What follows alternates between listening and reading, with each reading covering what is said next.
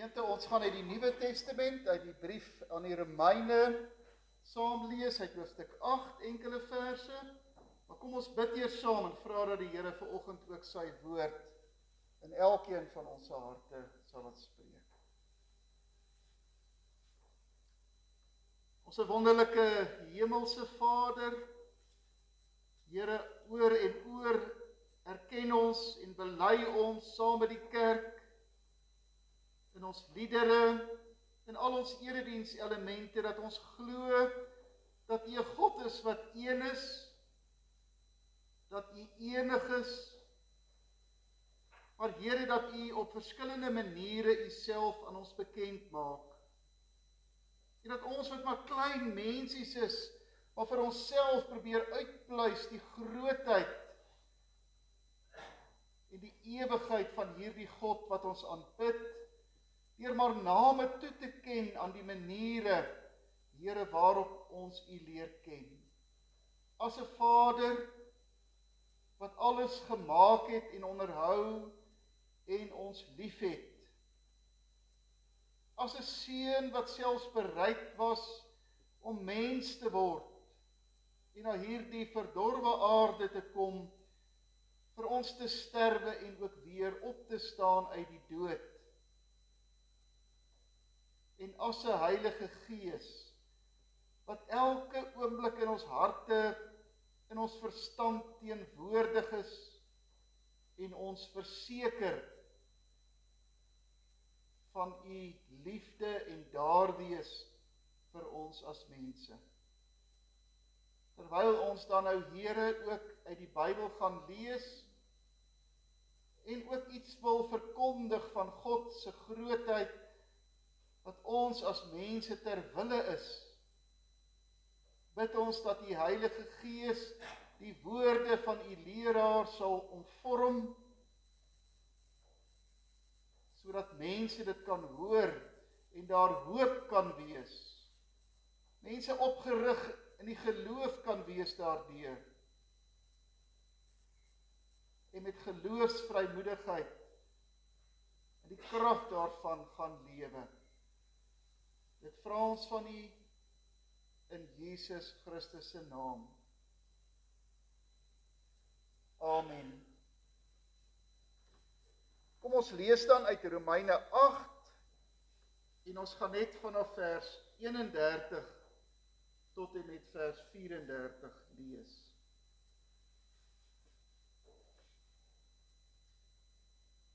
Wat is nou ons gevolgtrekking oor al hierdie dinge?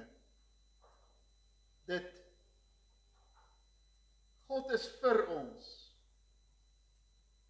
Wie kan dan teen ons wees? Hy het sy eie seun nie gespaar nie, maar hom oorgelewer om ons almal te red. Sal hy ons dan nie al die ander dinge saam met hom skenk nie? Wie kan die uitverkorenes van God aankla? God self spreek hulle vry. Wie kan ons veroordeel? Christus Jesus het gesterf, maar meer is dit. Hy is uit die dood opgewek. Hy sit aan die regterhand van God. Hy pleit vir ons. Kom ons lees daardie gedeelte uit Romeine 8 vanoggend saam as God se ewige en onfeilbare woord. Die tekswoorde vir ons prediking sal wees: God is vir ons. Wie kan dan teen ons wees? God is vir ons, wie kan dan teen ons wees? Liewe broers en susters in die Here, vandag is op die kerklike kalender Drie-eenheid Sondag. So die Christelike kerk oor die wêreld heen herdenk vandag hierdie gedagte oor die belydenis van die kerk op grond van die skrif, dat God een is en homself op verskillende maniere aan ons bekend maak, waarmee ons nou al van die vroeë kerk se tyd af uitdrukking gee met die begrip drie-eenheid. Kom ons besin vandag vanuit die woord hieroor. Maar broers en susters, terwyl ons vandag oor God praat en oor ons belydenis oor God, is dit sodat daar baie mense is wat wonder of daar regtig 'n goeie God is, wat omgee, wat vir ons is. Mense wonder of daar hoegenaamd verlossing is, vreugde, sin, betekenis, nut in die lewe. Al hoe meer mense wonder of daar ergens vaste grond is, sekerheid, waarop hulle kan rus en staat maak, hulle lewenshuis op kan bou, sodat dit nie wankel, as die storms van die lewe daarteen aanwaai nie. En daar is tallose redes, oorsake, vir hierdie algemene lewensgevoel onder baie mense, en dalk selfs in ons eie lewens ook. Daar is die onbegryplike lyding van die lewe. Daar is die verskriklike haat en verwoesting, vergelding en wraak tussen mense, groepe mense, volkere, waarvan ons elke dag so bewus is.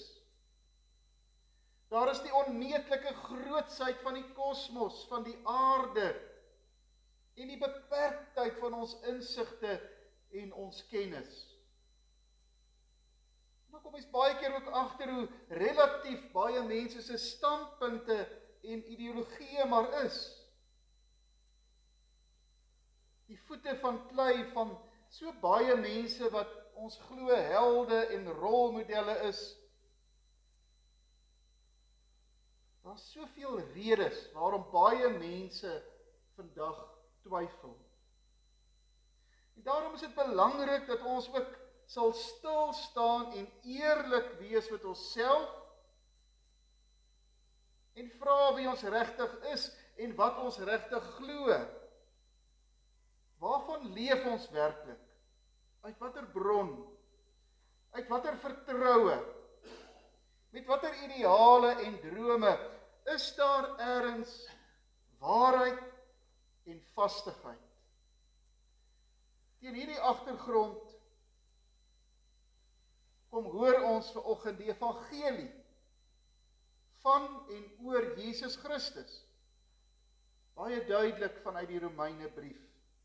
En daar is eintlik min gedeeltes in die Here se woord wat so helder en duidelik en klinkklaar hierdie waarhede stel as juis Romeine 8. En die woorde van ons teksvers, die kern van alles, sê Paulus, is God het Christus oorgelewer om julle almal te red. En soos ons saam met die kerk nou al vir eeue bely, ek glo in Jesus Christus, wat ter wille van ons, mense, en ons saligheid mens geword het, gesterf en opgestaan het, sodat ons altyd vas en seker kan wees dat ons verlos is.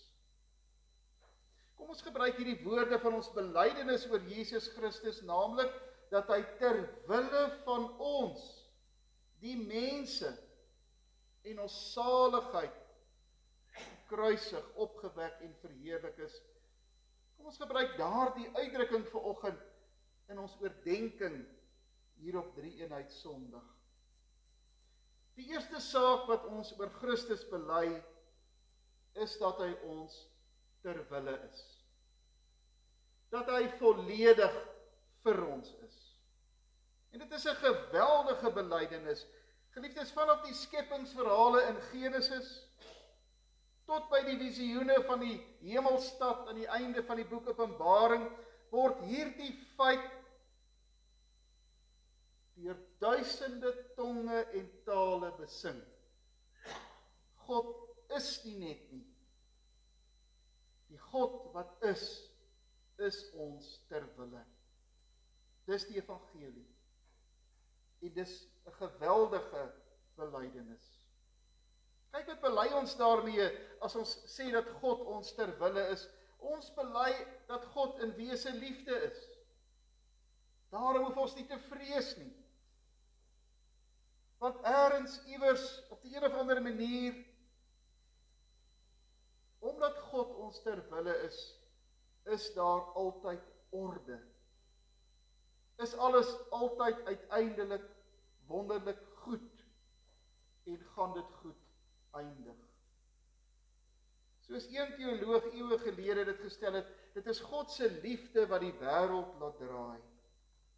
Dit beteken, omdat Jesus Christus ons ter wille is, gaan die geskiedenis ergens heen. Baie keer voel dit nie vir ons so nie. Baie keer lyk dit op ons televisieskerms nie so nie, maar die kerk bely dat omdat Jesus ons ter wille is, gaan die geskiedenis van die wêreld ergens heen. Ontwikkel dit, en is daar altyd 'n toekoms. Is alles wat hier gebeur nie net maar toevallig nie, dat dit net so goed kan ophou of verdwyn nie.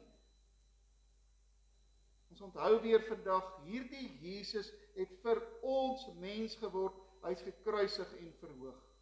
God se vreugde, God se verlustiging in ons as mense, is die rede waarom alles bestaan. Waarom hy dit in aansien geroep het uit niks. Daar is 'n goeie God wat vir ons is, sodat ons elke aand rustig slaap en met vreugde wakker word. Elke aand, elke môre. En nou moet ons ook nie te klein dink oor die ons in die uitdrukking wat die kerk bely ter wille van ons nie. Ons moet nie klein dink oor daardie ons nie. Baie Christene, baie gelowiges lyk soms baie geïnteresseerd daarin dat ander tog uitgesluit moet wees van God se liefde. Baie stel oormatig belang in die trek van grense tussen ons en hulle, tussen wie in is en wie volgens ons uit is.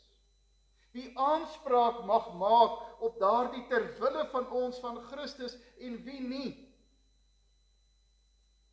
Maar ons kan verseker wees dat Jesus veel groter gedink het oor daardie ons, as wat ons baie keer daaroor dink, toe hy die wêreld met homself versoen het, sê Paulus. Dis juist die vreemde en die verwonderende in die prediking en bediening van Jesus, dat daar geen grense in sy oë was nie. Hy kom juist vir hulle wat die genesing nodig het. Ons moet ook nie te klein dink oor die saligheid van hierdie ter wille van ons saligheid nie. Die saligheid wat ons Here en Christus bring is omvattend. Dis baie groter as wat ons mag dink. Die Bybel praat van hierdie verlossing in 'n rykdom van beelde en uitdrukkings om ons iets van die grootheid daarvan te laat sien. Hierdie verlossing verkondig die herstel van ons gebroke verhoudinge, versoening met ons vyande, vrede in plaas van al ons bittere stryd en konflik, en innerlike rus vir ons onrustige harte. Dit beloof moed wanneer ons wanhoopig raak, kalmte as paniek ons oorval, en herstel wanneer daar teenslae is, en troos vir so baie mense wat bedroef is tot die dood toe. Broers en susters, in hierdie tyd waarin die wêreld daar buite, en dis 'n gevoel wat ook maar in ons eie harte inkruip, omdat ons hierdie ongelooflike wêreld beleef, en die aanvegtinge in ons eie lewe en die van ons geliefdes, dis 'n tyd van baie diepe twyfel onder mense. Daar's baie wat ook twyfel saai. Hoe belangrik is dit om vandag op Drie-eenheid Sondag weer die kerklike belydenis op grond van die getuienis van die Bybel te hoor en dit te verkondig. Die een wat op die troon sit, aan die regterhand van die Vader, sê Paulus aan die Romeine, het ter wille van ons, ter wille van ons elkeen, en ter wille van ons saligheid, mens geword, gesterf en opgestaan, sodat ons vas en seker kan weet, God het hom tot Here en Christus gemaak.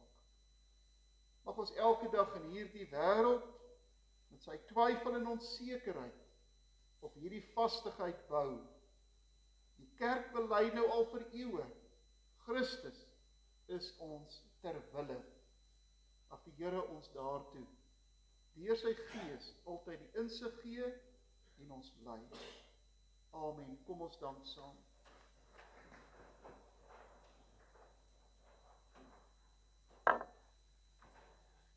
Ons wonderlike hemelse Vader, Here, in 'n wêreld van onsekerheid, in 'n wêreld waarin vastighede maklik verdwyn, in 'n wêreld waarin mense wys dat ons nie op hulle kan staatmaak nie, is dit so goed vir ons om die eeuoue waarheid van die kerk in ons belydenis oor Jesus vanoggend weer te hoor. En aan hierdie waarheid vas te hou, Here, dat U ons ter wille is. En dat ons in U die saligheid het. Here, ons kan nie op die wêreld reken nie. Daar is vir ons geen hoop nie. Dit bied nie vir ons die toekoms nie. Maar ons bely dat U 'n God is, wie se liefde en sorg, al voel ons baie keer nie so nie, al sien ons dit baie keer nie in nie, dat U sorg tog uiteindelik alles ten goeie laat meewerk, dat U 'n plan het met hierdie wêreld en met ons lewens in Christus. Here, dat ons aan U vashou en in U glo, in U grootheid. Ons eer U as God drie-enig, ons aanbid U en ons vertroue is op U. Stuur U vrede en die kalmte in ons harte. Ons vra dit in Jesus Christus se naam. Amen.